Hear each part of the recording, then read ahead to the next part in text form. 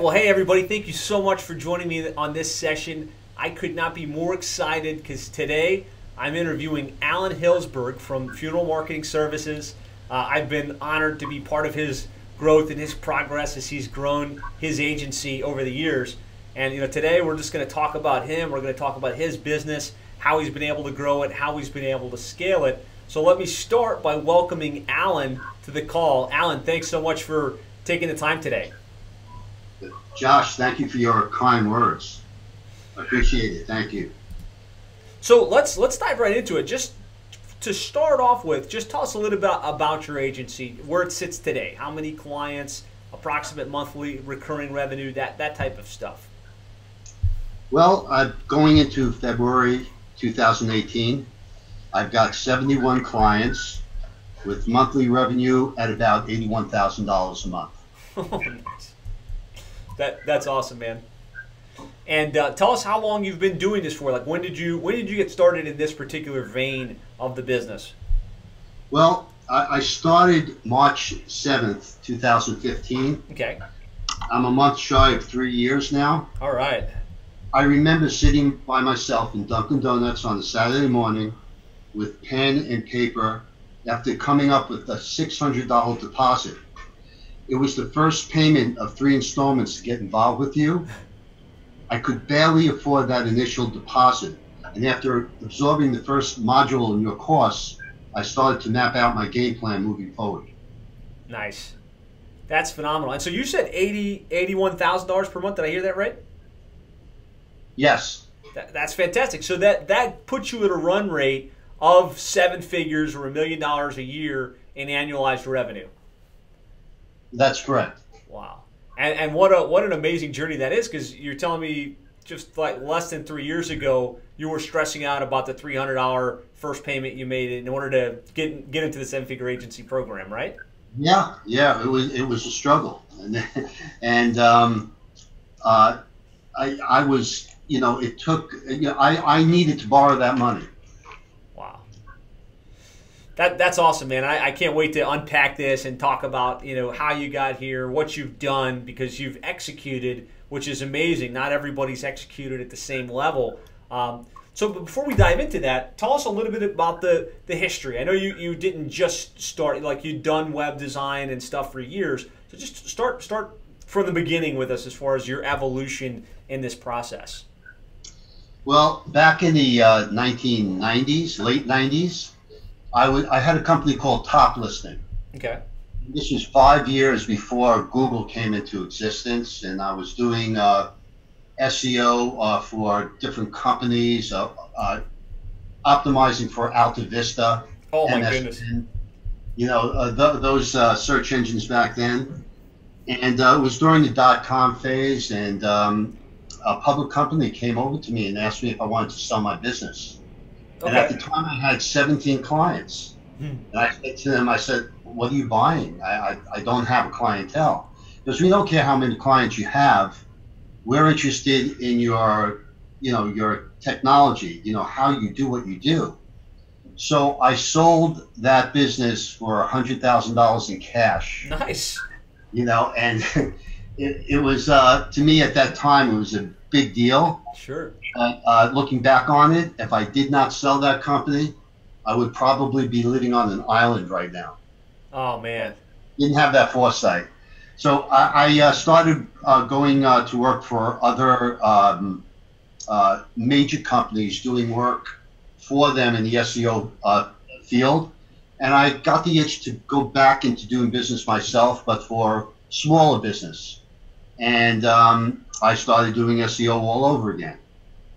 And I've been doing SEO for years, offering SEO services to everyone, but not really getting anywhere.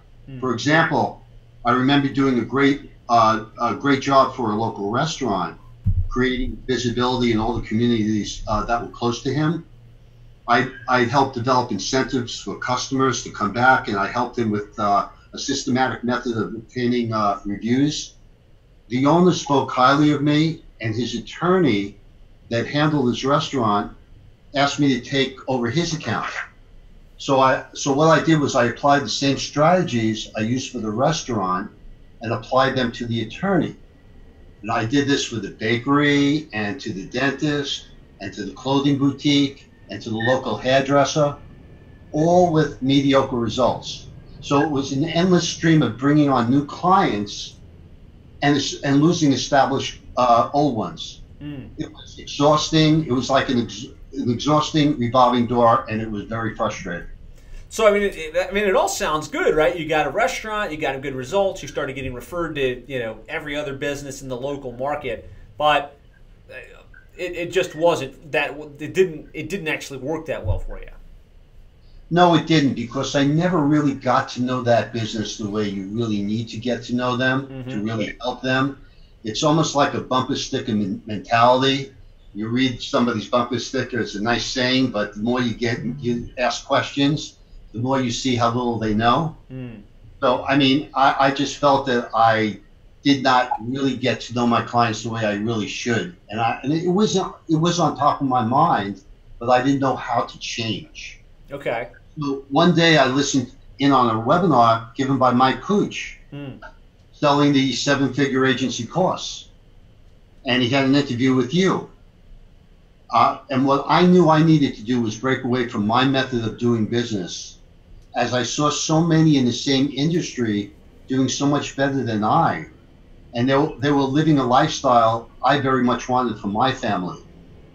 So what resonated with me, and still resonates with me from that initial seminar, was recurring revenue, charging enough for services, being niche specific, and does the business sell a high ticket item?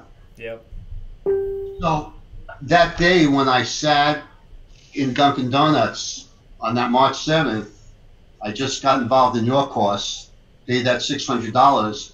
I remember watching the first module, and I've got the handwritten notes in front of me. And what I wrote was exactly what I'm going to read to you now. What is exciting? I'm doing the same service Josh Nelson is doing, except he's doing it better.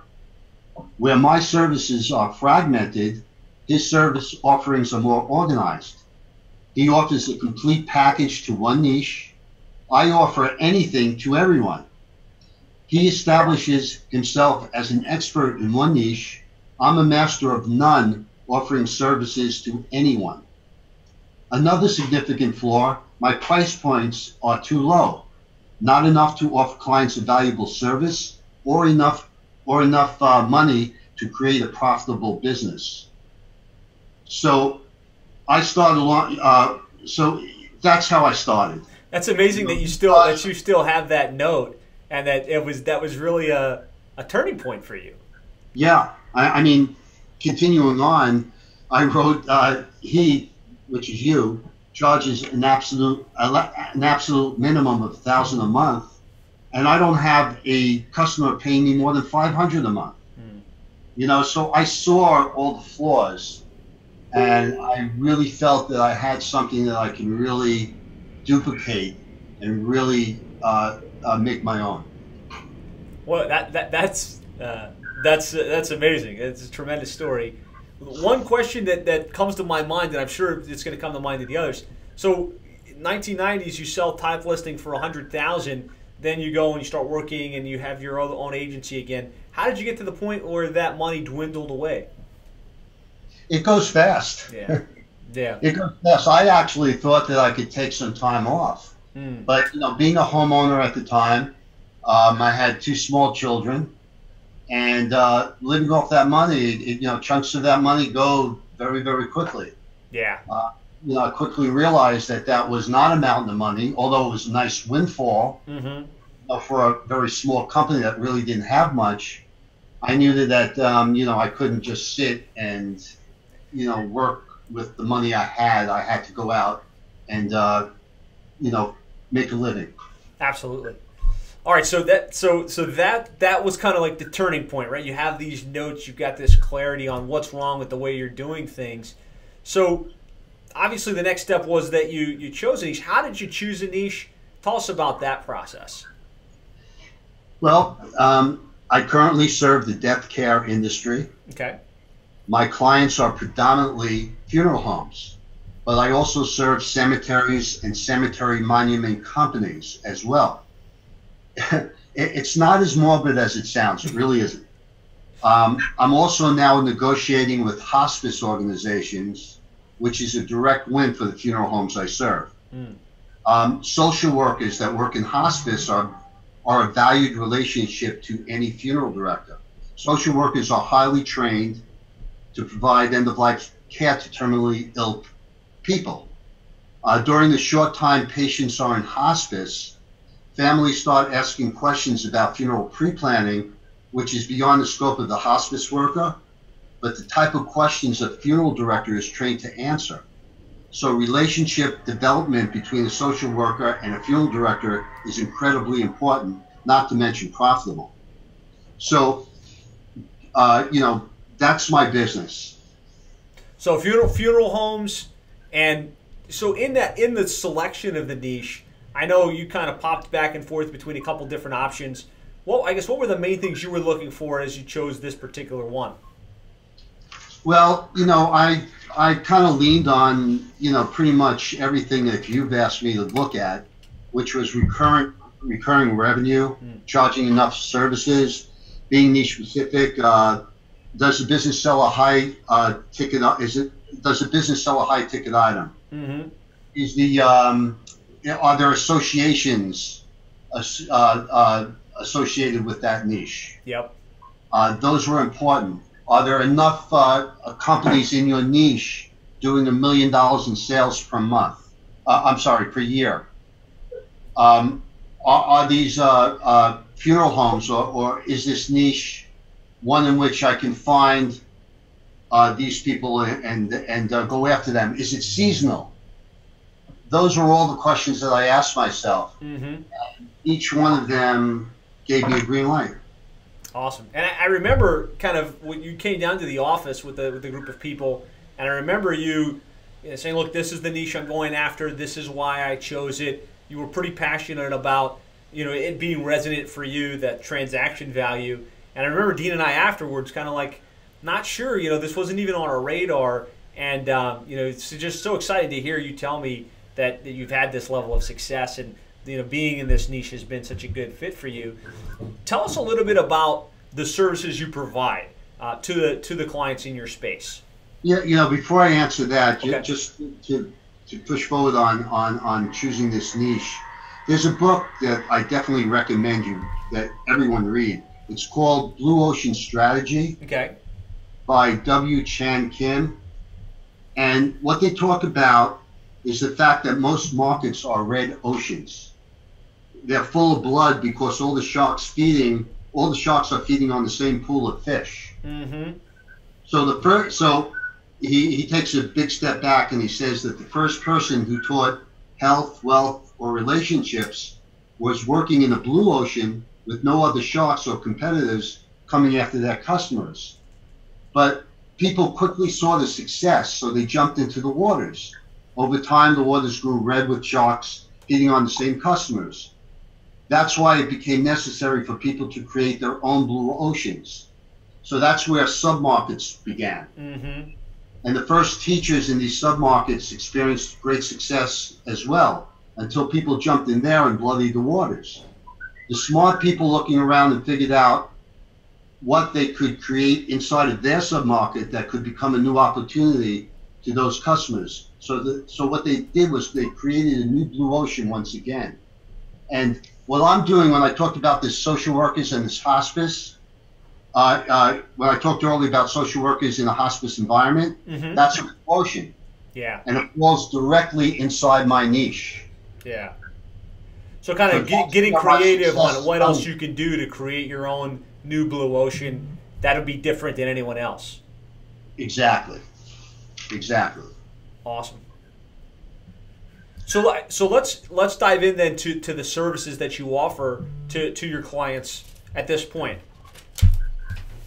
I provide SEO services for all my clients, focusing not only on the city or town they have a physical location, but in surrounding communities as well. Mm-hmm. I provide reputation management services for my client, clients using a proprietary software that we developed. Okay. We also provide video production and development, one-on-one video interviews, walkthrough of their facilities, that kind of thing. Okay. And marketing for our clients on Facebook has been incredibly effective as well. I set my clients up not only to show up on Google when the family does a search, but we also take a proactive approach, reaching out to customers, branding our customers, reaching out to families and branding our customers with the living in their demographic. We also do web design and have developed some very useful web applications that's specific to the niche that we serve. It's been working out well, and we have a very high retention rate. I lose very few clients throughout the year, and that's part of my success. And currently, we've been transitioning our clients into PPC as well. Okay. So, I mean, that's awesome. It's really a diverse set of services that are built specifically for the niche that you work in. Obviously, with an anchor around the website, the SEO, and video and other things that help position them and get them leads. Ultimately, you're generating leads, calls, and revenue-producing opportunities for your clients. Yes, no doubt. And becoming niche-specific, it's easier to not only get a client, but to help your client.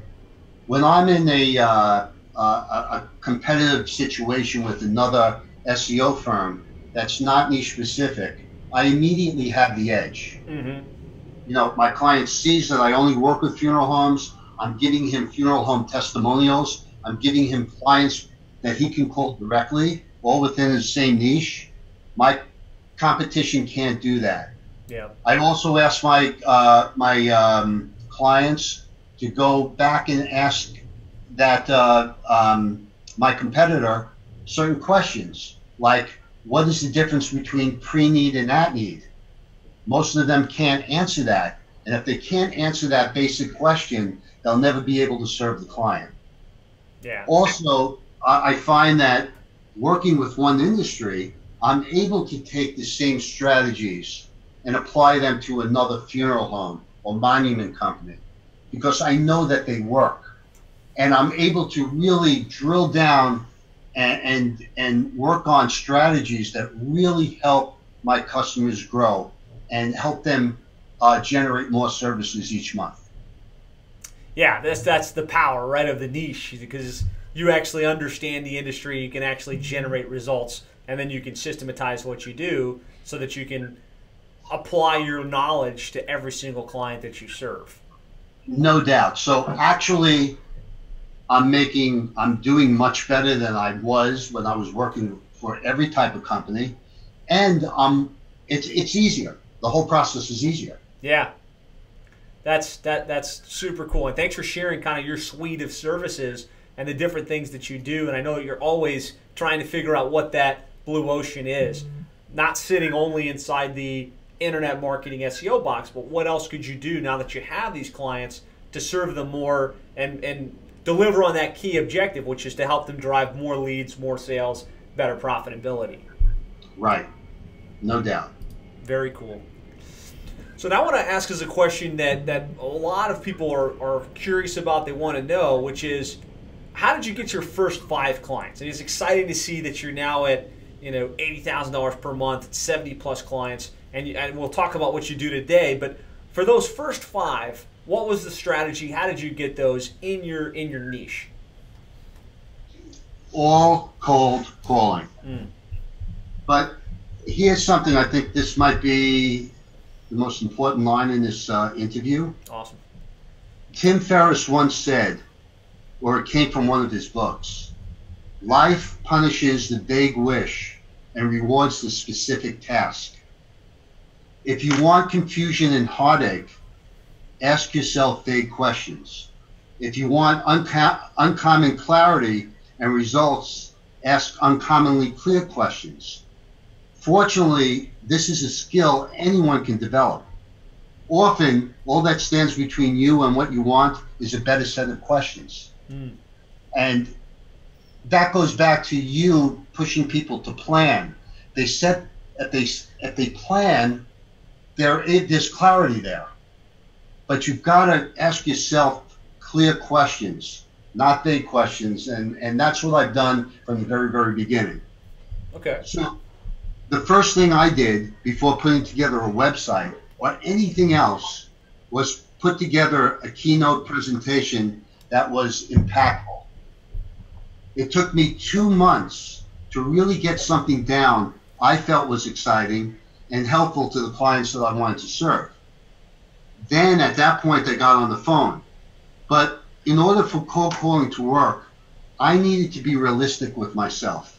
I knew I wasn't making 50 calls a day. And if I did, I knew I wouldn't be consistent day in and day out with that. I mean, you know, in a regular cold calling situation, you call 6 businesses in a row and you get shot down by the gatekeeper 6 times. Yep. Then what you do is you end up taking a break or wasting time doing something else. You know, the thing is, you're never going to call 50 prospects a day. Mm-hmm. It's not going to happen. So I created a crystal clear plan to call and engage 3 prospects a day that agree to either a follow-up conversation with me or open-minded to review information I'll be emailing them. If I got those 3 per day, I reached my goal and my cold calling for the day was over. Sometimes I'd make more calls, but the thing is, I set realistic expectations for myself. So 3 interested prospects a day is 15 per week, or 60 prospects that I actually engage with in a month. That's how I got my first 5 clients and beyond. That's amazing. So I have a couple of drill down questions on this because I think this, like you said, is probably the most important slide and what a lot of people are really interested in. So you, instead of making an infinite supply of calls, you made enough calls to make sure you had 3 specific interactions. And I do want to drill down on that. But to start if that took me 15 minutes, then my day was over. Okay. If it took me 6 hours to get those 3, then my day was over. But looking back on that time, I don't think I spent more than 3 hours on a hard day to get the 3 calls, and that's doable. Yeah, doable. So then, where did you? I'm sorry. No, I'm sorry. You go ahead. I didn't mean to cut you off. It might not sound like a lot, but it does add up. I mean, 3 a day is 15 people that have an expectation of receiving information from you or have agreed to a follow-up call. At the end of the month, that's 60 calls. How many people that may be listening to this would like to be able to be negotiating with 60 different prospects right now? It could happen in the next 30 days. Yeah, that's I mean, it's powerful stuff, and even a different perspective than I've heard. Where did you find the initial list? So this is something people are kind of struggling with. They pick their niche. Like, okay, I'm going to start to make some calls and do some direct mail and some email. Did you use Info USA? Did you have some other source? Yeah, I used the Info USA. Okay. I used Sale Genie. They charge $167 a month. Okay. But I just felt that it was worth it because it was something that I was very clear on.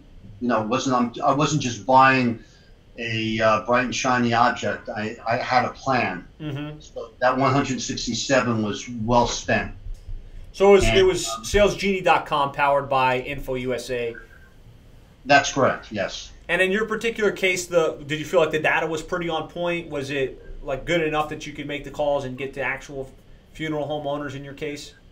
Well, the email list was not. Mm-hmm. The email list was not good. I don't care what they say. The email list that they had was very outdated. A lot of the information came back, but I wasn't emailing people. That doesn't work. It never worked for me. Mm-hmm. Cold call, email people. I think you'll starve. That's my opinion. Mm. I would use that to call, and it worked very well as a cold calling piece of software for me. Okay. So then the follow-up to that, so now you've got your niche, you've got your list of people you're prospecting to, which is just in Sales Genie, I think you were you calling right out of Sales Genie, so you didn't have to export and import. You could just run your search and start plugging away. Pretty much. Okay, and then you start making your calls with the target in your mind. I'm going to get 3 people that express an interest and are open to receiving my information. What was the approach on those calls? What was the verbiage? What were you saying? Thinking back on it, I introduced myself. My name is Alan Hillsberg from Funeral Marketing Services. I exclusively work with funeral homes, helping them generate more services per month. Can I show you some of the work I've done for past clients, or can I send you some of the things that have worked for my funeral home clients that could help you? Something along those lines. Okay. I don't have the exact script, Yeah. but I can certainly pull it up for everyone. It would be great if you're willing to pull it up. But so that was the basic talk track. Introduction, who you are, and can I send you some information? It wasn't can we schedule a time, it wasn't straight to pitch. It was just trying to get their approval for you to send them a piece of follow-up content. Absolutely. Just don't make it sophisticated. It's just simple. Just get on the phone. Make it. Don't put too much pressure on yourself. Don't give yourself, I'm going to make 100 calls today. Just make realistic goals for yourself, and you will succeed. It doesn't matter what niche you're in. And you then need to go out there and you've got to speak to people. What was the follow-up piece that you'd send once they? So assuming in the perfect world, they say, yeah, sure, I'd like to have you send me some information. Well, I know I was sending. I built a video. Prior to that, I built a video on showing them. Every funeral home has a physical location in a particular area. Mm-hmm. So I would do a little bit of research and show them that because they have a physical location in a particular area, the propensity of their website coming up in that area is great. And it usually does show in the 3-pack, okay? However, as they leave their area and go into neighboring communities and towns that they also serve, I would show them how they're drastically falling off. And I would prove that by spending some time showing them, screenshots so that of their specific situation. Okay. And I told them that if we can now increase their visibility in these different areas, that more calls will be coming in to their funeral home. And then I would go finish with this. I would show them how many calls came in, how many Google searches came in for funeral homes in the last 30 days, which is the dominant major keyword in this industry. People are not referred and something happens. That's the first thing they think about, funeral homes. Yep. And, I would show them how many times that was searched in a month. And I would tell them, for every neighborhood walk-in you get, there are tens of dozens in your demographic that don't want to walk in, that go to the internet to find and search for a funeral home. For every referral you get, there are tens of dozens in your niche that are not referred, that go online to find a funeral home. And I show them the facts. It's not me talking. I show them the facts by showing them the thousands upon thousands of searches that were done that particular month. Mm-hmm. So, I get them to the point where, hey, okay, show me more, and that's when I went into my strategy session. I love the strategy of making a select number of targeted appointments or people where they say, yeah, I'll take the information. Just curious on how you bridge the gap from, okay, now I'm going to send them this assessment that you said. How did you get them back on the call for the actual strategy session, sales presentation?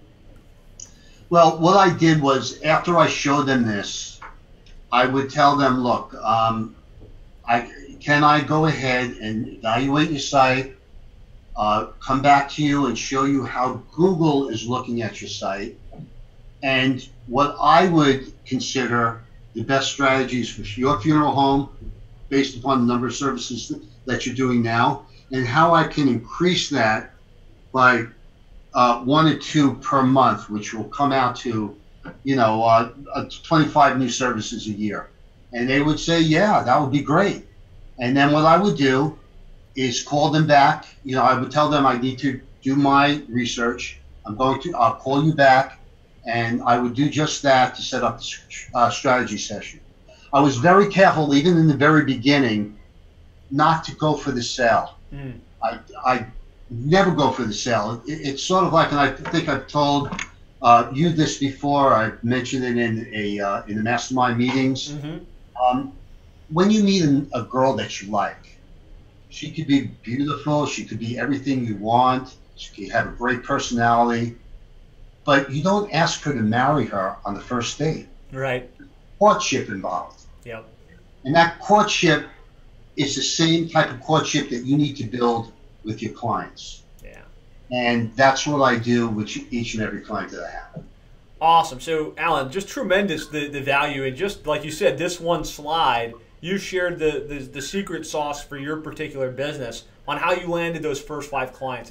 And for a lot of members, a lot of people coming through this program, that's their sticking point. They just can't get past that first hurdle. And I think what you described is an example of permission-based marketing, right? You're not just cold calling. You're not just blind emailing. You're calling up, introducing yourself, asking permission to send some information. Once they say yes, now they're expecting that email. They send it. You add value, and you're asking for permission then to show them where they've got issues and how you can help. And really, in a nutshell, that's what you did to get those first $5,000 and $5,000 in monthly recurring revenue. Well, first 20,000 recurring. So you didn't stop there, right? You kept following that. I mean, look, even now, I'm probably woefully behind on all the different types of things that could help me. One thing I did learn to become is a great delegator. And when you ask me how I fulfill, I can explain that. Okay, yeah, we'll get to that in a little bit. I mean, the thing is that don't make it hard for yourself. You'll still get rejection, but putting the goal of getting 2 people to talk to per day. I mean, at least at the end of the week, you've got 10 people to talk to, which if you look back on the 5 days from now, you'll say to yourself, wow, that's 10 people that I haven't had the opportunity to engage with. And 10 people is 40 people a month. Still a good number. Yeah. So, I mean, gold nugget number 1, there's been some gold nuggets already, but probably the most gold nugget is set a target of 3 people that just accept you sending them some additional information. Don't say, okay, I'm going to sit here and plow through 100 calls. Don't just randomly block out 8 hours of your day. Set a target. Work towards that target. If you do that, you're going to get some momentum. You're going to get some wins underneath your belt. So, such a powerful and salient nugget. Thank you for sharing that. The other thing to that is when you're putting this together, again, I'm going to repeat this. If you want confusion and heartache, ask yourself vague questions. If you want uncommon clarity and results, ask uncommonly clear questions. All that stands between you and what you want is a better set of questions. So you've got to ask yourself what you're going to talk to them about, exactly what you're going to send to them, how you're going to follow up. I mean, it's got to be as detailed and as crystal clear as possible. That's the way I succeeded in this. It's really not hard to do. It just takes time to think a little bit. Yeah. Great stuff. So that's how you got the first 5. Obviously now you're at 70 plus clients, on pace to be $1 million per year and growing. So let's talk to us a little bit about the marketing mix today. Is it still just the cold calling? Have you kind of opened it up to other things? Let's just kind of talk through where you're generating most of your clients from now. I don't do cold calling. I should set that up. Most of my I generate most of my business today by referrals. I'm written up now in the trade magazine, so I'm getting calls that are coming in. Facebook advertising has been very good to me. And trade shows. I still follow up with warm calls from my email list that I generated from way back when, but the bulk of my current sales are from the trade shows I'm doing. And I plan on traveling a lot this year. I want to exhibit in 12 shows, and in fact, as I mentioned to you earlier, Josh, before we came on, I'm leaving this Monday to do my first show of the year in South Carolina. Nice. So I mean, what's crazy about what you're saying here is that here you are in the funeral home niche, kind of a very small, off the radar type of niche. There is an association, as there is in most niches, and they're meeting that frequently that you could literally go to 12 events. Well, you go to a hospital and you see all these babies born when your wife gives birth. Don't want to sound morbid, but people. None of us get out of this world alive. None of us. I mean, and you can't bury your Uncle Bob in the backyard. Yeah. It's not seasonal. And it's a high ticket item. Yep. It's something where death is a fact of life, unfortunately. Yeah. So yes, there are associations out there because it is a big business. Yeah. It's a closed-knit business, though, as I found out in the very beginning. Okay. It's not easy to talk to these people, and they're so they're set in their own ways. But I could do what I'm doing in any niche, and I probably would be successful. At least I have that confidence. It's just a matter of asking yourself a better set of questions on how you're going to approach what you're doing. There you go. And so I remember kind of being in this process. You were making cold calls, and it's like, how do we accelerate the growth? What can we do next? And from day one, I always encourage people, find the associations, get involved in their events. I promise you, when you do that, you're going to start to see some additional inbound lead flow. And it sounds like that's rang true for you. Yes. And what I'd like to add to this is the webinars, which I plan on doing this year as well.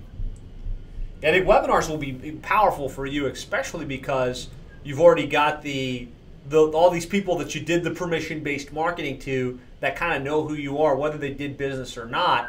If you're doing value-added content where they're seeing Alan as the expert, sharing great ideas on how to more effectively market themselves in the funeral home space to generate more leads, that's going to magnetically attract even more of those guys to you.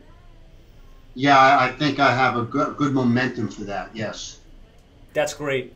So you'd say, so the lion's share is referrals, current funeral home guys that you're doing business with that just like you that much. They're like, hey, I've got a buddy across the other side of the state or the country that would be interested in your services potentially. Well, yes, that, and also last month I showed you an article, the 3-page article that was written about us, about the company, and we get referrals through that magazine.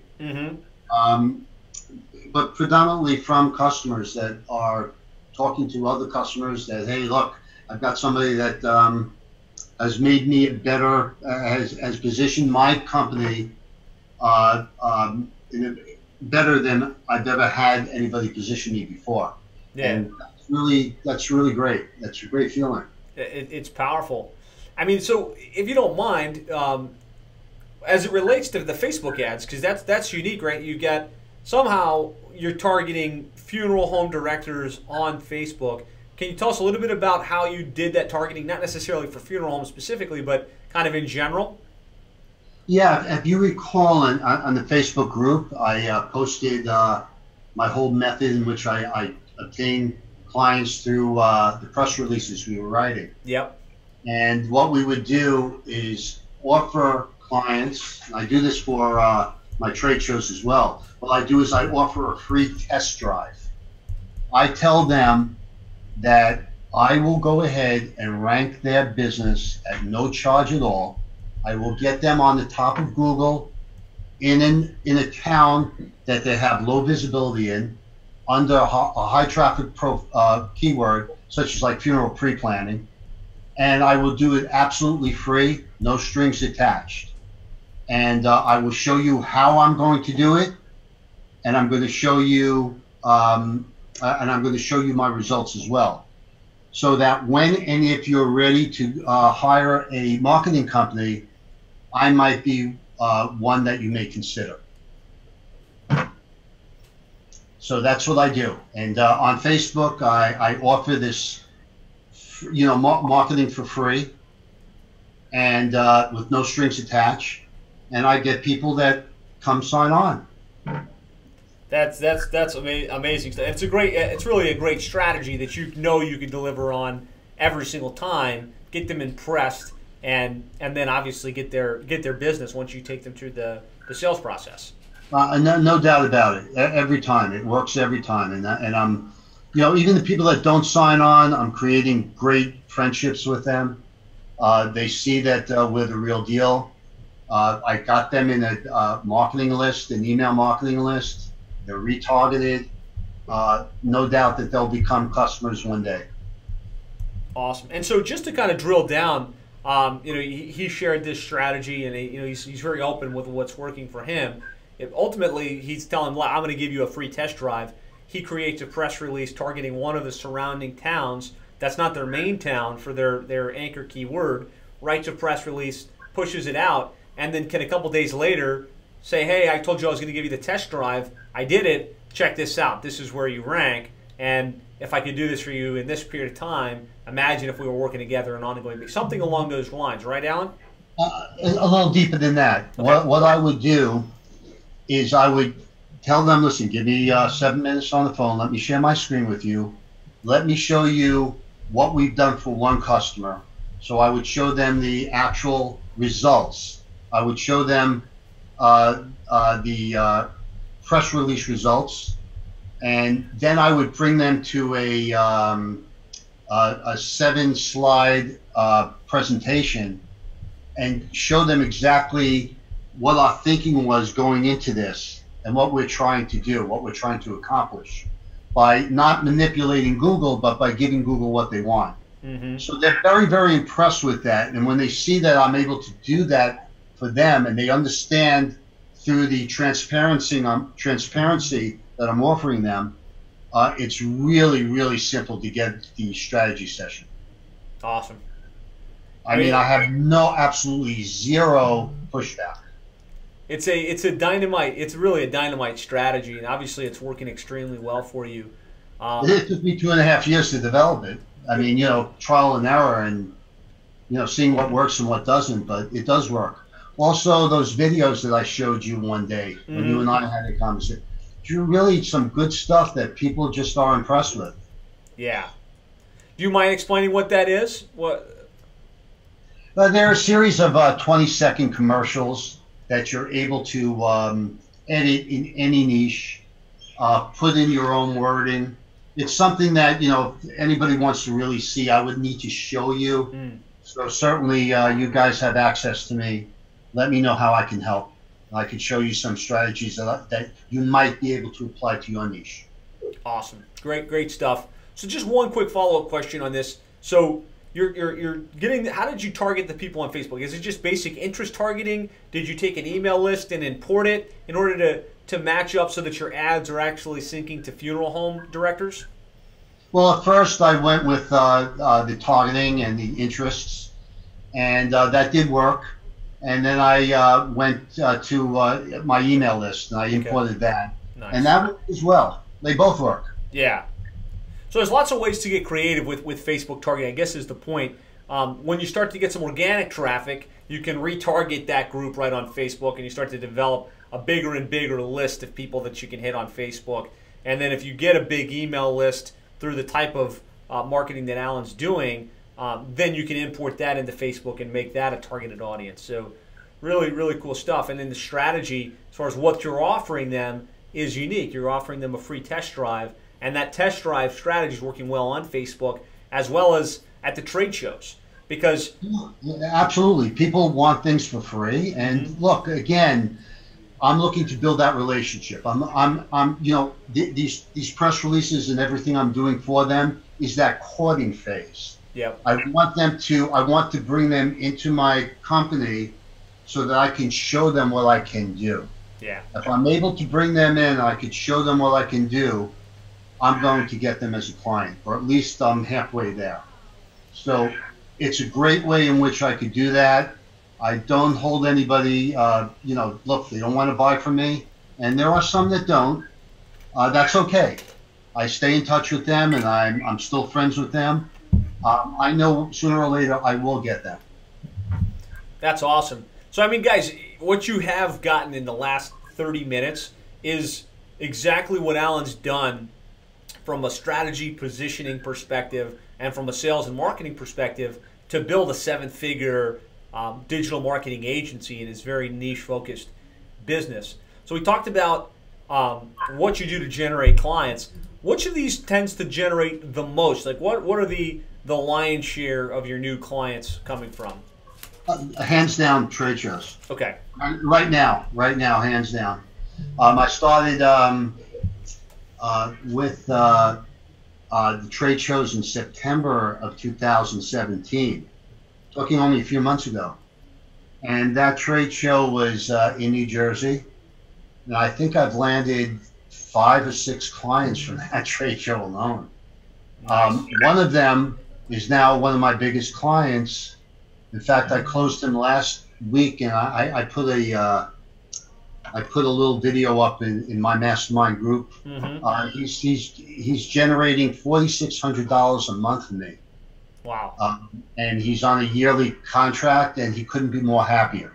That's phenomenal. That's phenomenal. So, and this is one of those strategies I always suggest, right? You find the associations, you get into their events. I think the next strategy for you to even accelerate further is to speak at those events, which I know you're working on. But yes, I get so much pushback. A lot of you guys running these digital marketing agencies, whether you're in the startup phase or you're kind of in the growth phase, you like to be behind the screen, you like to sit at your desk.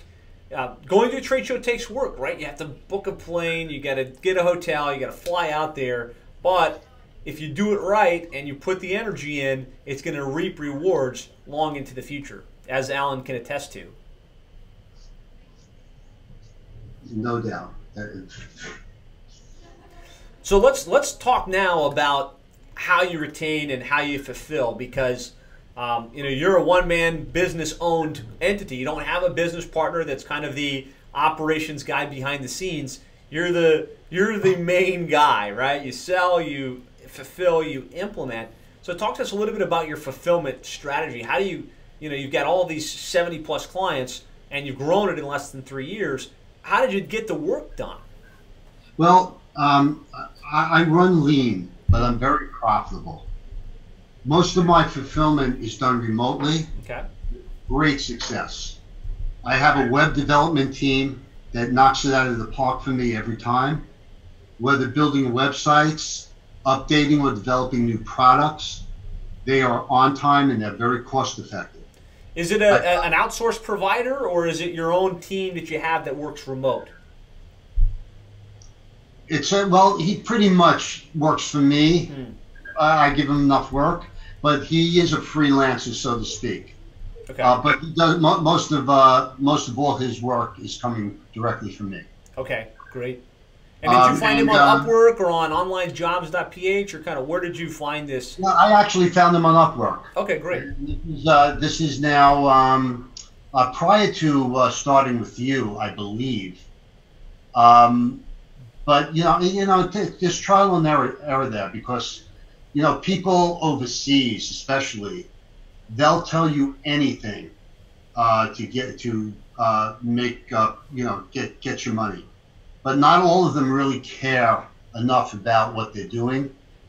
And to find that company that really cares about customers and looks at money second is difficult, but that's what you need to find if you're looking to outsource. Yep.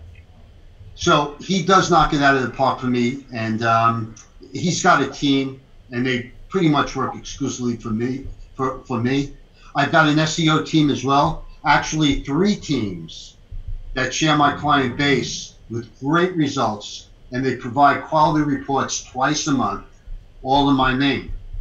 I have outside content writers, and when I say content writers, they're niche specific. that write awesome content for me, and I've got outside social media freelancers that are creative and responsible for the Facebook advertising I do for myself and for my clients. I do have full-time help here for customer service support. We take a proactive approach by communicating with all our clients consistently, showing our results and providing them with our goals and expectations over the next 30 to 90 days. And this setup has been extremely successful for me because my payroll is low. That's awesome. And by subcontracting services out effectively, my freelancers get paid only from my recurring revenue. So there's no wasted spending, which means more profit for me. Yeah. And so, I mean, it's pretty amazing the way that you've set it up, where you get this skeleton, small crew in-house to facilitate the seven-figure agency, and then these highly trusted and reliable subcontractors that you've got that are, that doing all the work. That are doing the work and accountable to you, but aren't necessarily W-2 employees, right? You can pay them as they're not. In New York we have state taxes, we've got employment taxes, which everybody has, but I'm saving a lot of money doing it this way. And it took me a long time to find the right outside people, but it's worth it. I spent a lot of time becoming an expert delegator, and I'm still learning how to delegate, but I'm getting there. Awesome. So what I have in-house is a very lean crew of customer service specialists that that take the work that comes in and distributes it out and speaks to the clients. But pretty much their job is to speak to my clientele. Okay. And also, the press release work. But again, that inside cost is minimal. Yeah. What a great. My profits are stay high. Absolutely. No better setup than that, where you don't have to have the overhead, you don't have to have the big office, and obviously it's working well for you. Yeah, and then everybody comes back to me. How come you don't know this, or using Active Campaign, or I don't even know what that is. I just hear that word. I don't need to know it. I got these people doing it for me. Right. I mean, it is nice to know. I'm getting more involved with ClickFunnels. I find that to be very useful. Mm-hmm. But I've got other people that are doing it for me, and I'm managing it. Very, very nice. I am doing all the sales though, only because I do like it. And you're good at it. You're expert status at it. Yes. So that's phenomenal. I did a webinar last year around this time with Jeff on the topic of building a team, because he had a large team at the time of subcontracted employees. So I'll post a link to it somewhere along with this video in case you want to go back and learn a little bit more on how to build a Upwork style virtual team. And I'm sure, Alan, you could put together a great piece of content on that as well, since you've got your own team that you've developed. Sure. I never heard that interview. I'd love to hear it. Oh, no? Okay. Yeah, I'll definitely share it.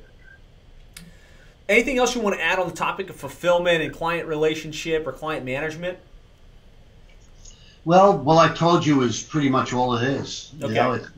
Keeping things simple, but I asked myself better questions than I did last month or last year, and I'll continue to do so. And I will say kudos to you on this front, because not only have you sold a lot of clients, but your retention is probably the best I've seen, where literally you're not losing but a handful of clients in this entire 3-year span. It's just phenomenal. Well, yes, I've lost some clients, but my retention rate is high. I spend a lot of time on that. It's one of my KPI. Mm-hmm. It's one of the most important things to me, because it's a lot easier to maintain a client than to find a new one. I also realize that if I put on 5 new clients a month, it does me no good if I'm losing, if there's a hole in the bottom of the bucket. Yeah. The clients are coming out. So I spend a lot of time with my clients. I make sure that they're happy, but my services are good. They're personalized, and I'm making better customers, and they feel it. So they see value in the services that I'm providing, and that value is translating into retention. Nice, fantastic stuff. So kind of getting to the close of this interview, and it's been tremendous. Guys, start to get your questions ready because we'll open up. We've got a lot of you on live, which I'm really excited about. There should be hundreds of people really listening in because this is so powerful, what Alan is sharing. So you're an active learner. You're proactive in your personal growth. What are some of the books and training programs that have had a big impact on your growth and your success? I'm currently reading Russell Brunson's Expert Secrets. Okay, awesome. I'm telling you guys, it's a book you need to get. To me, it's written specifically for agencies, and his ideas and the way he conveys his ideas are absolutely genius. They really are. They're easy to understand, and I find it for myself easy to take what he's telling me and implement it immediately into my agency to make me better immediately. Nice. The guy really is a genius. Russell's amazing. I'm actually trying to get into his event in March. The Funnel Hacking Live in Orlando? Yeah, it's sold out. I'm on a waiting list. All right. But he's one. Tim Ferriss, Tribe of Mentors. There's a lot of great advice from the best in the world. I also like Tools of Titans, Routines and Habits of World-Class Performers. Yep. That is good as well. But those are the three books that resonate with me right now. Awesome. Beautiful stuff. So what would you say to that digital marketing agency owner that wherever they're at, is just trying to get to the next level, they're trying to figure out how to grow, how to get to the next step? Any nuggets or pieces of wisdom that you can share? Well, I think if you're going to start by cold calling, which I think most of the group has to do because they don't have an agency yet, don't put too much pressure on yourself because you'll fail quickly, and then you'll start developing a negative attitude towards a very, very important part of your agency. So go at this. Your approach should be maybe 2 or 3 clients a day that are just interested in getting the materials or will be available to a second phone call with you. 2 or 3 a day. The end of the week, you'll have 15. The end of the month, 60. That's exactly how I started building this agency. Once I started doing that, then I started building the website. Although, I did start the website at the same time, but I didn't have anything else. I just made the calls, and, the presentation was very, very important. The keynote, that and making the calls were the only 2 things that I concentrated on in the very beginning. Awesome. Well, again, beautiful stuff. I couldn't be more honored to have been part of this evolution that you've had, and kind of moving you from struggling, broke to a really successful 7-figure agency that I think is going even to the next level over the next couple of years. So it's been awesome to have this interview. I know that you're doing awesome, but to kind of hear all of the details and what you're up to, I couldn't be more excited for you and happier to be part of the process. Thank you, Josh. So let's open up for questions if anybody has any specific questions. And I will say, if you're listening to this interview and you're not already part of the 7-figure agency, I'd encourage you to go to 7figureagency.com. There you can access a free training series where I kind of walk you through how we were able to build our agency from 0 to $300,000 per month in recurring revenue, hit the Inc. 5000 list 2 years in a row. And I really just kind of break down why choosing a niche is the best way, how to position yourself as an expert and put together marketing strategies to getting clients coming to you pre-positioned to buy so you don't have to make cold calls forever. So again, if you're not already part of the program and you'd like to learn more, go to sevenfigureagency.com. You can access a great free 4-part training series. But for now, let's open it up for questions for those of you that have feedback or have questions. I see David is saying, great job, very inspiring. Yeah, I agree 100%. Let's see.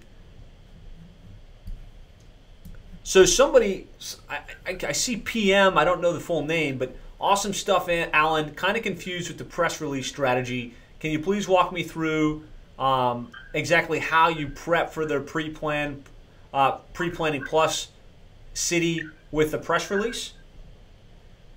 Whoever that is, tell them they're part of this group, right, Josh? They're part of the group, yep. Yeah, tell whoever that is, PM me, and I'll be more than happy to show you. Okay, fair enough. Let's see. Dave's asking a question. He says, at the beginning, when you were starting out, before you had the team, how did you handle fulfillment? I had one SEO group that handled my fulfillment for all my other agencies, all my other clients before I got involved with you. I used them to help me.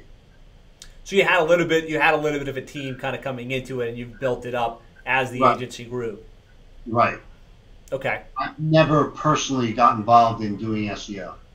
So even from day one, it was you had a group of people that you found through Upwork, or I guess at the time it was probably Elance or something like that. Yeah, I had a nucleus. I had a framework of people that I knew I was going to work with, and knew I didn't have to pay on a weekly basis, but only as those jobs came in. Right. Only as like on an as need basis. Right. Okay, so Jean, thanks for joining us. So glad to have you here.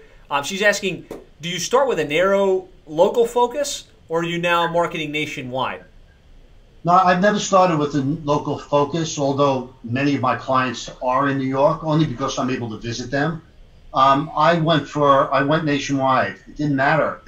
Funeral home in Washington State versus a funeral home in Miami, Florida, they still offered the same services. Mm-hmm. So my presentation to them was all the same, except I was working in their area.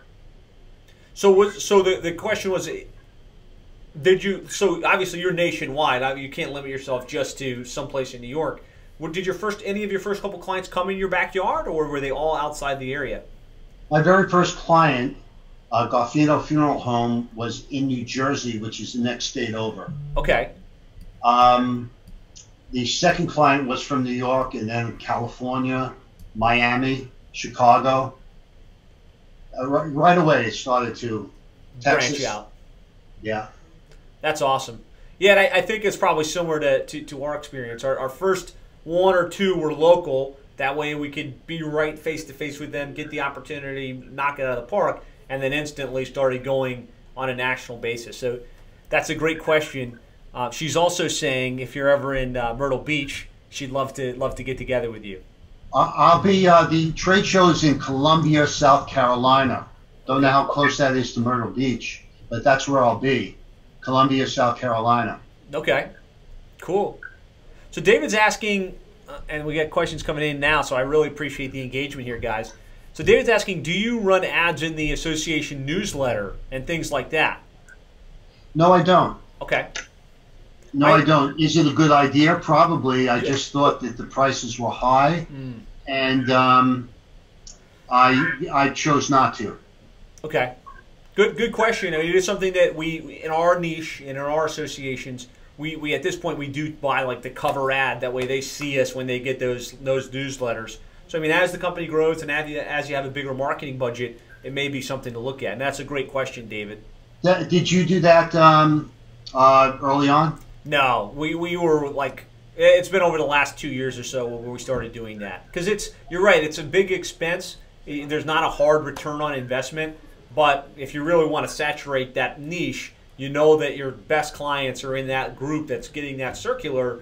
At a certain point, you can put some money towards it. Well, yeah, that makes sense to me. Yeah. Right. And then they come up to you at the booth and they're like, oh man, I feel like I know you. I've seen your videos. I've been on your webinars. I get your stuff in the mail. I see you in my newsletter, Trade Journal, and you start to get that famous status within your little group. So David's follow-up question to that was, how many associations in your niche are you a part of now? I'm part of 3, actually 4 associations right now. Okay, cool, very cool. Let's see. Oh, lots of questions coming in. I don't want to miss you guys' questions. And Alan, this is awesome. So thanks for sticking with us and answering the questions.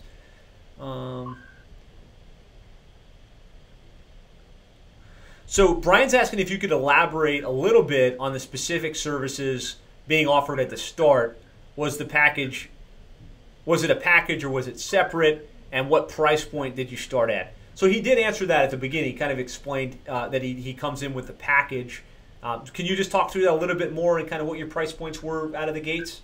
Back then, my original price points were at $1,500 and $2,000, but I got pushback with those price points for SEO and review, review management. I came down. I found that my sweet spot was around $1,250, $995 to $1,250. I rarely take a client under $1,000 a month, and their services are good, but they're not everything that I can provide for them. Back then, and it's still the same as it was. Okay, so in that $1,000 to $1,500 range. Yeah, $1,250. Those $995 to $1,250 is my sweet spot. Okay. And obviously that'll go up when you start doing some pay-per-click management and things like that for the clients. Right. Cool. And I do have clients that are spending a lot of money in pay-per-click. All right. David says he's got a lead that he might be able to refer you to in a local hospice. Yeah, David Deuce has been a big help to me. Okay. Throughout these years, sending me stuff all good stuff that I was able to implement and use. Awesome. Yeah, David's just a wealth I appreciate of knowledge. you, Dave. Thank you. Yeah, he's awesome. So David's asking if you're facing any competitors in your niche, or a lot of competition. There is competition in my niche. Yes, more established firms, but I don't find myself going face to face with them, head to head with them. There is another company out there that works only on the social media side, which is what they call pre-need. People that are pre-planning funeral arrangements, where I do more at need. People that want to report a death. I don't want to sound morbid, but it's different types of marketing. I don't have a direct competition or a competition that I feel. Right. He's asking to follow up to that. Are their price points similar, lower, higher? Well, the social media guy who I became friendly with has similar price points as I do. Okay. The other competition, I don't know. Got it. These are great questions. As we start to wrap this up, I do want to say this has been phenomenal. If you're watching this after the fact, if you're watching it live, I expect all of you to send a big thank you note to Alan for sharing his information, sharing his experience. Just tremendous what you've done. So don't let it be lost on you that when somebody opens themselves up like this and they put themselves out there, they start to wonder, was that good? Did I add value? And I can tell you, Alan, you just rocked it. You just provided such great value. Don't be the guy that got tremendous value and doesn't send a thank you to Alan for what he's done over the last hour and 10 minutes here with us. So Jeannie has a good follow-up. She says she got some of her clients to add her to a closed Facebook group. So like, for instance, in my space, there's plumbing and HVAC marketing or plumbing and HVAC specific groups where they hang out on Facebook and they talk. She says that's been tremendous for her to get clients in her association. Might be something to look at. I don't know if funeral home directors are hanging out on Facebook and communicating back and forth, but I guess it's possible.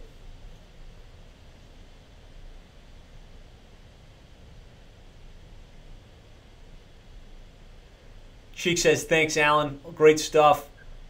Jeannie says, when I do a Google search here in Myrtle Beach for funeral home marketing services, Alan comes up #1. So nicely done from an SEO perspective, Alan.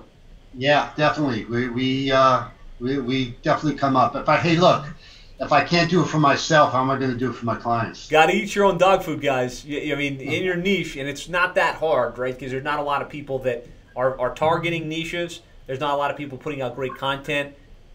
Shame on you if you're not doing well from an organic perspective for your own services. And you should probably be bidding on those terms via pay-per-click as well. With it wouldn't cost you that much from a budgeting perspective. So, and look, I learn a lot from everyone else as well. Even yesterday, took a look at that new website that one of the newer members, David put it up. Man, that was beautiful, and it started to inspire me to go ahead and change my whole look as well. Nice, awesome. Thank you for that. Well, I think we're coming to the close point of this interview. Again, Alan, tremendous stuff. Thank you for sharing. For those of you that are listening, go to sevenfigureagency.com if you're not already a member. If you are a member, be sure to post your comments, your feedback. Send a personal message to Alan thanking him for sharing such great information and being such an inspiration. And I will give you the last word, Alan.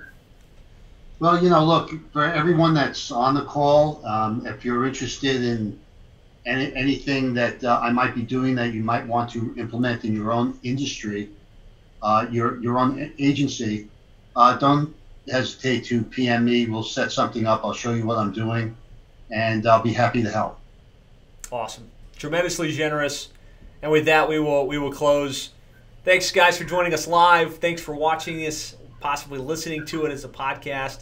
And if you get value from this type of information, would help if you'd go on to whatever channel you're listening to it on, whether it's Facebook, iTunes, YouTube. Go and post a comment, share your feedback, and we'll talk to you guys again soon.